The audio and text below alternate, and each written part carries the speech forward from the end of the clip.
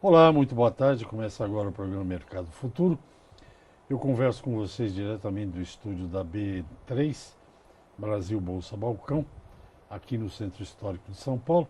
E antes de começar a entrevista de hoje, eu lembro a todos que o programa que você está assistindo agora, seja pela TV, seja pela página da TV no Facebook, daqui uns dias você poderá assisti-lo na página do programa no YouTube. Ele fica lá, vai para lá e fica lá. Você pode assistir a hora que quiser, o dia que quiser, basta ter acesso à internet. E também lembrar vocês que aquele canal que eu tenho no YouTube, o Direto da Bolsa, tem novidade. Vai lá, já que você vai entrar na internet, dá uma olhadinha. Eu explico um pouco o que pode significar a saída dos Estados Unidos da América do Norte da Organização Internacional do Café. O Brasil é um maior produtor e os Estados Unidos são os maiores consumidores de café, direto da Bolsa. Também tem novidade no meu blog, no meu site pessoal, que é www.resch.com.br. Não é que eu ame essas coisas todas, é que hoje em dia não tem saída, tem rede para tudo, né? Bem, fertilizantes. O Brasil, se não é o maior, está ali batendo na trave entre um dos maiores consumidores de fertilizantes. A área plantada e para aumentar a produtividade, etc, etc. Tem uma entidade que representa os fertilizantes químicos e uma entidade que representa, não sei se é correto eu falar isso, mas se não for, o meu entrevistado me corrigirá, os fertilizantes, digamos, organominerais, ou não químicos, né? Trata-se da Absolo. Hoje eu tenho o prazer e a honra de conhecer, porque eu não me lembro de ter entrevistado anteriormente, o presidente da Absolo, que é o Roberto Levreiro. É muito mais moço que eu, acho que eu não falei o senhor Roberto. Roberto, muito boa tarde, muito obrigado. Boa tarde. Você viu que o clima aqui é descontraído, então é um bate-papo na boa. Rapidamente conte um pouco da história da Absolo, rapidamente o que é, o que ela representa, depois a gente entra nos detalhes aqui. Tá, Gê. A Absolo é a associação que representa hoje as empresas de fertilizantes especiais, ou seja, todo segmento relacionado a fertilizante orgânico, organomineral, substrato, foliares e condicionadores de solo são contemplados dentro da Absolo. Então é uma linha de fertilizantes que vem complementar a adubação mineral, que hoje é a commodity de mercado, né? São especialidades, é um segmento que cresceu muito, esse trabalho investe muito em pesquisa para melhorar a eficiência e aproveitamento dos nutrientes. Então a tecnologia hoje empregada nesses insumos são muito altas. Eu sempre falo, mesmo quando algum entrevistado diz, não é bem assim e tal, porque as empresas dos químicos também estão envolvidas com os organominerais e tal. Sim, porque veja bem, um organomineral, na verdade, ele usa as mesmas matérias-primas que é usada no NPK, num fertilizante de mineral convencional que é aplicado no mercado. A diferenciação é que quando se produz um organomineral, você busca a sinergia da parte orgânica, da fração orgânica com a mineral e melhora a eficiência dele no campo. Nós temos um país de solos tropicais, os solos nossos são degradados e carentes em reposição de matéria orgânica. Então nós temos muita chuva, muito sol, tem muita perda do fertilizante aplicado. Essas tecnologias nossas, ela vem exatamente para isso. Ela vem para minimizar essas perdas e melhorar a eficiência do mineral aplicado. Então não existe uma concorrência entre as duas entidades nem os dois segmentos. O que existe sim é uma sinergia e uma potencialização de um segmento para outro. São complementares. Em alguns casos sim, em alguns casos ele substitui. Então o organomineral ele substitui uma adubação convencional? Sim. No caso dos foliares, os condicionadores, eles são complementares. Eles complementam ou melhoram a eficiência do que é feito. Eu tenho a impressão, posso estar enganado, que, por exemplo, quando se fala em irrigação por gotejamento, essas coisas mais sintonia fina, né? Não joga aquele mar de ar. Eu não sei porquê, você pode rir de mim, mas eu tenho a impressão que nesse segmento se usa mais dos produtos que os seus associados produzem do que dos químicos. É verdade isso? Em algumas culturas que são, por exemplo, horticultura, fruticultura, ou mesmo que são em escalas menores, com tecnologias de irrigação, ou de pulverização, ou de manejo mais técnico, entram bastante das nossas tecnologias. Então, são segmentos que adotam o maior número de tecnologias que nós representamos hoje comparado às grandes culturas, né? Até por detalhes, por ser pontual, por ser dosagem específica, por precisar de produtos extremamente solúveis e produtos extremamente eficientes em termos de resultado de aplicação. Então, é realmente os segmentos que mais usa e que mais absorve esse tipo de tecnologia. Porém, por outro lado, também as grandes culturas estão entrando nesse mesmo segmento. Através de pivôs, hoje, que só se utilizava para fazer irrigação, já existem alguns tratamentos que são aplicados, alguns fertilizantes via irrigação também. Então, porque a evolução da agricultura está sendo muito grande, até na metodologia das formas de aplicação, dos equipamentos que são aplicados, dos tratores, a forma de irrigação. Então, isso está melhorando bastante e está abrindo espaço para que esses produtos possam ser otimizados e redução de custo, inclusive na operação. Uma grande cultura que eu acho que já se utiliza disso é a cana-de-açúcar aqui em São Paulo. A cana ela tem, nos últimos anos, aumentado a adoção desse sistema. A das culturas que mais cresceu nos últimos anos foi soja e milho no sistema de adoção dessas tecnologias que nós representamos hoje. A cana já está começando a despontar, até porque o segmento de cana ficou alguns anos um pouco retraído devido ao mercado. Teve uma crise aí que ainda então ela está começando a se recuperar agora e a gente tem notado bastante procura pelo setor dessas tecnologias que nós representamos hoje. Porque a usina está entendendo que ela tem que ser mais produtiva na área que tem, melhorar a eficiência em termos de área para não ficar viajando muito com o material. Em termos ambientais, os produtos dos seus associados é menos, posso dizer que eles seriam menos invasivos ou menos poluentes? Posso usar essa... Vamos dizer que ele é um produto sustentável, ou seja, em termos de sustentabilidade ele é mais ajustado. Por quê? Por dois motivos. Primeiro, porque em alguns segmentos nós reaproveitamos tudo que é gerado na própria agroindústria. Então nós estamos transformando uma fonte vegetal que sai, que seria jogada de qualquer forma na natureza ou seria queimado, ela é convertida num produto de qualidade, com segurança e mais rico. Então ele tem uma eficiência melhor de aplicação. E por outro lado, os fertilizantes produzidos, tanto para aplicação via folha, via solo, eles vêm com uma eficiência de aproveitamento superior. Então a gente pode jogar menos quantidade de nutrientes, seja ele nitrogênio, fósforo, potássio, cálcio, enfim, o elemento que seja, em doses menores, porque eles estão, de certa forma, evoluídos para que a sua eficiência seja maior do que a aplicação normal.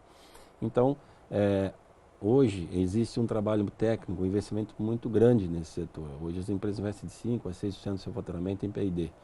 E o que envolve P&D? Não só o desenvolvimento do produto, como a forma de aplicação, a tecnologia de aplicação e o ponto de aplicação. Então nós jogamos menos elementos no campo e treinamos mais produtividade do campo. E ao mesmo tempo nós precisamos tirar menos da natureza para dar mais. Então em termos de sustentabilidade, a Absol hoje ela é uma referência nesse sentido. Esse segmento é uma referência.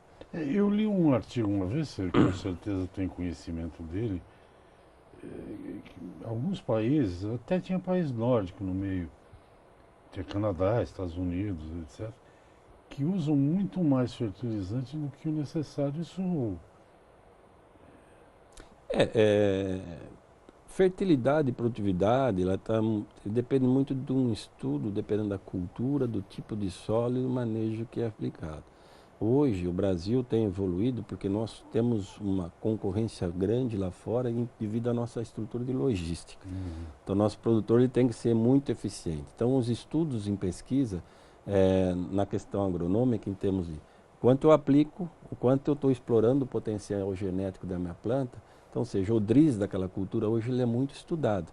Então, o Brasil, nesse ponto, tem evoluído, já no próprio Brasil mesmo, já tivemos áreas que se jogou muito mais adubo do que precisa, porque não existia um estudo do quanto eu estou jogando e o quanto eu estou aproveitando. Então, esse trabalho que a Absol desenvolve de P&D envolve exatamente isso. Para a planta, é muito claro, não interessa o quanto eu dou para ela, o que interessa para ela é o quanto ela consegue absorver daquilo que eu dou para ela. Então, esse trabalho que nós fazemos em termos de pesquisa, que a Embrapa e outros órgãos do Brasil, evoluiu muito nesses anos para saber o que ela precisa e quanto ela precisa, e quando ela precisa. Então, aí que se foi trabalhando esses novos produtos de tecnologias diferenciadas para que aquele mesmo zinco, aquele mesmo fósforo que eu aplicava, da forma que eu aplico hoje, ela é muito mais eficiente, ela é muito mais absorvida do que era no passado. Isso é medido através do quê? Da adubação feita, da análise da folha, produtividade e colheita. Então, ver a extração do quanto se aplicou. No resultado, né? No resultado. Nós vamos a um pequeno intervalo, voltando rapidamente. Eu converso com o presidente da Absolo, Roberto Levreiro. É muito interessante o que ele está dizendo, já está borbulhando pergunta aqui. Mas vamos ao intervalo, eu volto já. Estamos de volta ao programa Mercado Futuro. Eu falo aqui do estúdio da B3. Meu entrevistado é o presidente da Absolo, Roberto Levreiro. E antes do intervalo, estava falando uma coisa interessantíssima, que eu acho que para quem assiste o programa, quem acompanha, eu espero que sejam milhões, né? Já não falei nem milhares, já é milhões. Já é né? milhões. Com relação ao Absolo, aos produtos, que é um negócio que tem a ver mesmo com o que no mercado financeiro a gente chama de spread, que cada dia está mais apertado, a competitividade está muito grande entre todos os países, enfim. E essa ideia de colocar para a planta, alimento para a planta, a quantidade que ela consegue absorver, me parece uma ideia muito sensata. Eu queria perguntar a questão dos foliares, porque quando você fala de fertilizante, sempre a gente pensa em jogar no solo, né? O foliar é um produto típico de fabricantes de associados seus, né? Ele tem o mesmo efeito que aquele que você põe no solo? Então, Pela folha, eu não sabia que a folha. Existe absorção pela folha. E quando não é pela folha, parte pela raiz, ou pelo fruto, ou pelo caule. Tudo isso é uma fonte de a boquinha absorção, da exatamente de acordo com o produto. Tem produtos que são absorvidos mais ou menos em acordo com a cultura que é aplicada. Então, o fertilizante foliar, ele tem uma função de ajuste fino da planta, ou seja, você tem uma cultura que ela está puxando o macro lá de baixo, mas devido a alguns estresses, onde ela precisa ela está vindo com uma produção muito maior, onde você consegue posicionar um nutriente que você identifica que ela está tendo uma deficiência, uma necessidade ou um suplemento. Ou seja, ela é um suplemento mineral da planta. Então eu preciso estimular ela, forçar uma vegetação, ou numa fase de acabamento de enchimento de fruto ou de grão, eu preciso melhorar essa performance, aí é onde entram as aplicações dos produtos via folha. E hoje existem produtos via folha, que vem a base de aminoácidos, extrato de algas, hoje aqui, também, além de tudo, eles são regeneradores celulares, que estimulam a planta a ser autorresistente, então ela fica mais resistente à doença. Então o foliar ele é um posicionamento pontual, ou seja, você não é simplesmente que vou aplicando de qualquer forma. Hoje em dia já é aplicado de acordo com a necessidade, em cima da especificidade e da necessidade do nutriente que é apurado dentro das propriedades com mais tecnologia. Ali eu preciso entrar com manganês agora, eu preciso entrar com zinco, eu vou entrar com aminoácido agora. E então, toda essa gama, esse portfólio, a indústria tem? Hoje tem. Tem, e como eu digo, se a gente comparar essa mesma indústria há 6, 7 anos atrás e comparar lá hoje, os produtos são de extrema qualidade e eficiência extremamente superior. Eu sempre que venho aqui já vão pensar que é coisa de caduquice. Mas quando se fala em micronutrientes, né, cobre, zinco, eu sempre lembro de um nome que eu adoro, molibdênio. Molibdênio. É o micro. É o micronutriente. Tá vendo? Vão pensando que eu estou inventando. Pesquisa e desenvolvimento. Em relação ao mundo, como é que o Brasil está? Quer dizer, existe indústria de produtos que a Absolo tem no mundo todo? Sim. Ou o Brasil está mais avançado? Não, existe há muito mais tempo, talvez que aqui. Existe muita matéria-prima que são importadas dessas indústrias, mas eu acho que talvez o nível de pesquisa hoje que existe no Brasil em desenvolvimento e para aplicação desses produtos, acho que no Brasil eu posso estar enganado, mas o ritmo e o investimento é muito maior do que lá fora. Até porque a própria característica do nosso país, ela exige que você seja um diferenciado.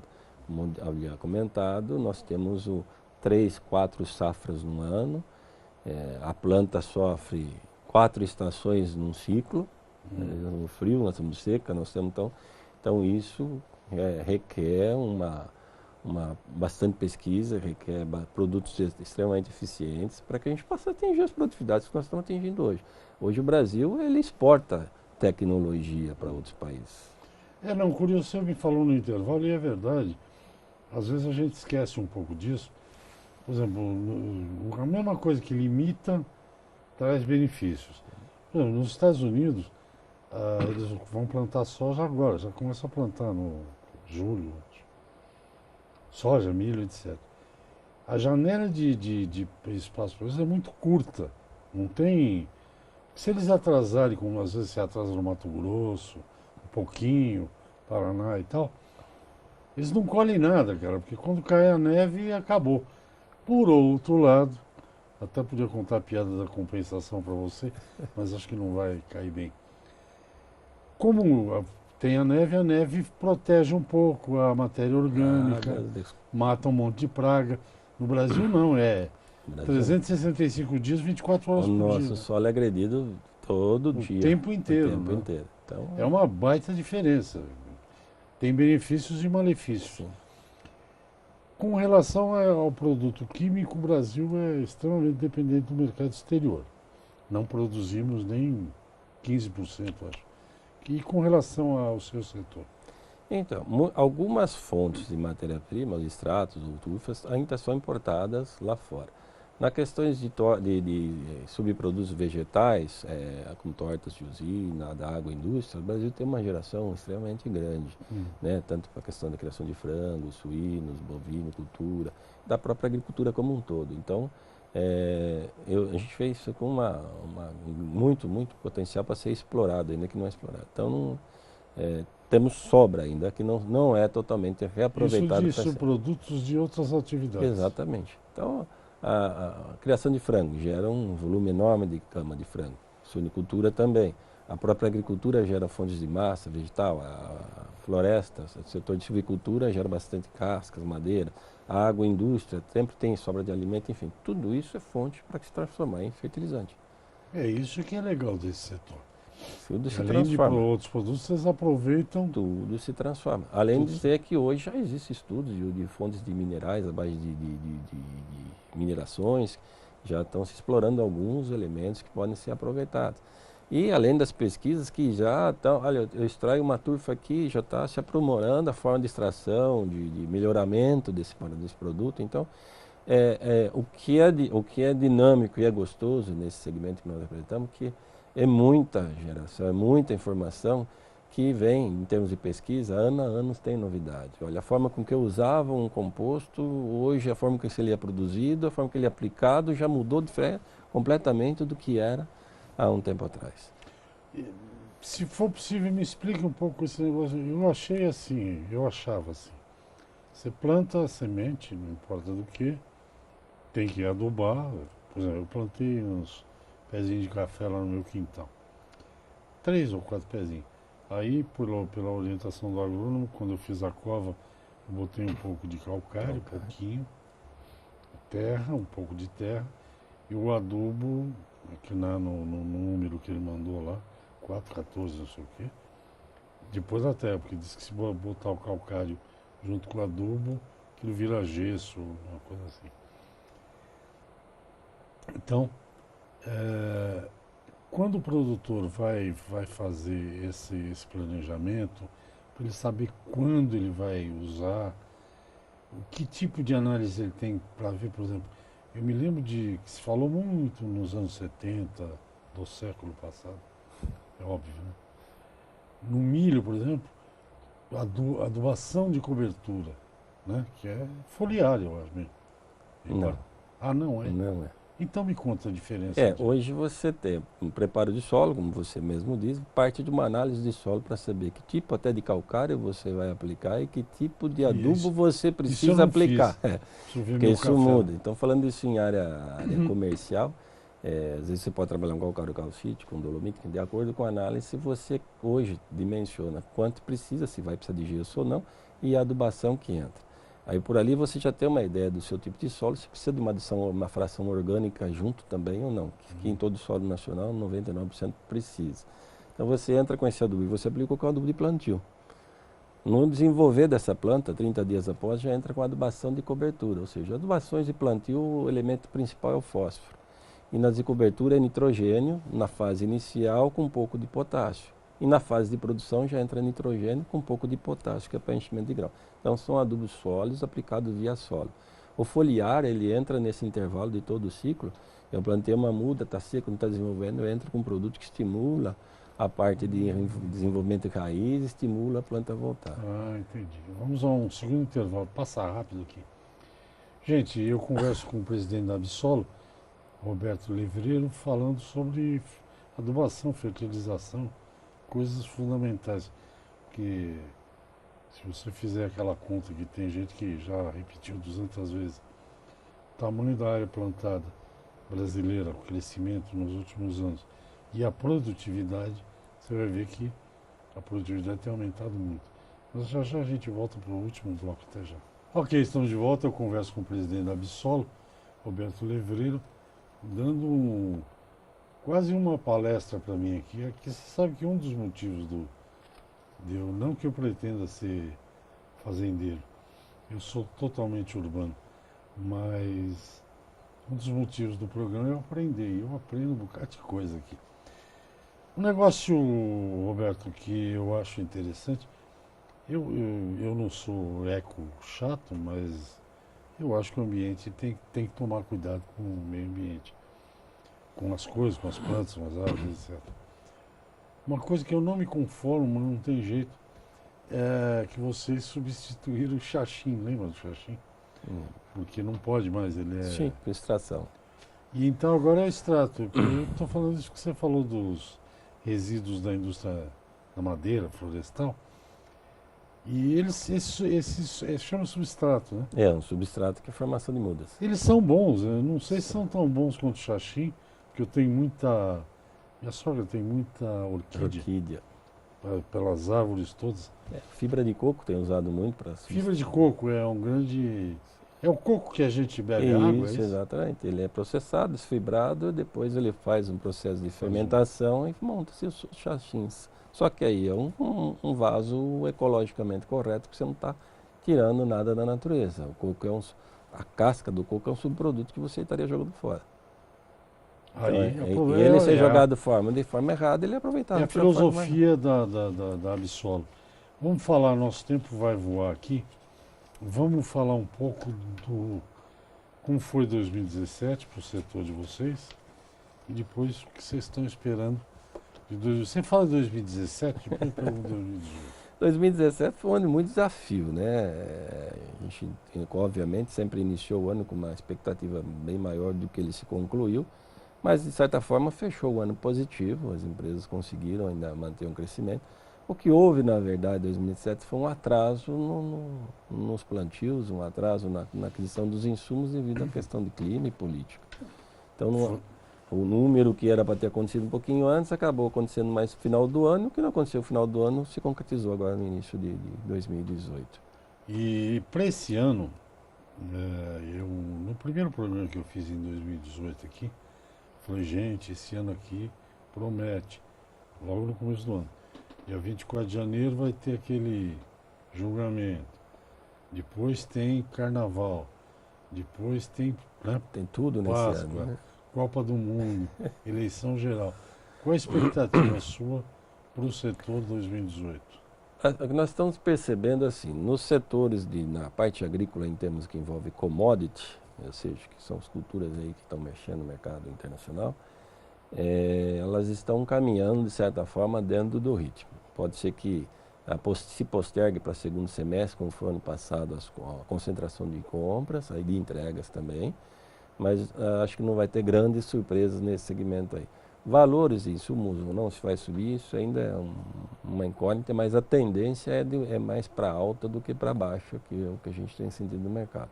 Então, eu acredito Os que... produtos que vocês vendem? No geral, porque algumas matérias-primas vão acabar influenciando também, mais ou menos, mas dependendo do produto, do segmento. vai acabar influenciando, até o próprio dólar acaba influenciando, tem produto importado. Então, mas a expectativa é de que o mercado ele se mantenha e até continue o crescimento que vem vindo nos últimos anos, porque a adoção dessas tecnologias ela vem todo ano aumentando. Então, o senhor usou esse ano, gostou, o vizinho viu, está usando e você usou para 20, 30% da área, esse ano você vai aumentar para 50% e assim por consequente está aumentando as adoções em culturas representativas em área. No segmento que envolve a parte agrícola do mercado interno, esse ainda continua sofrendo.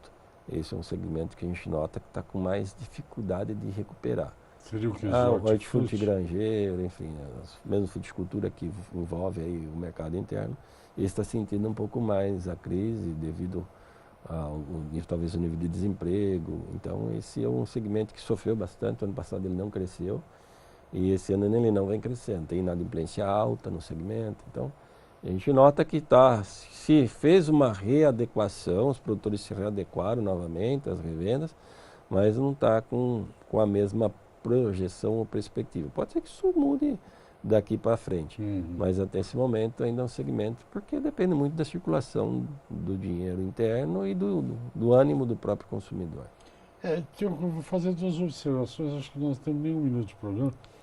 Nas grandes commodities, soja e milho, eu não vejo turbulência para o Brasil esse ano, até pela infelicidade dos argentinos, que estão com uma baita seca lá e que desgraça lá favorece os outros. Né?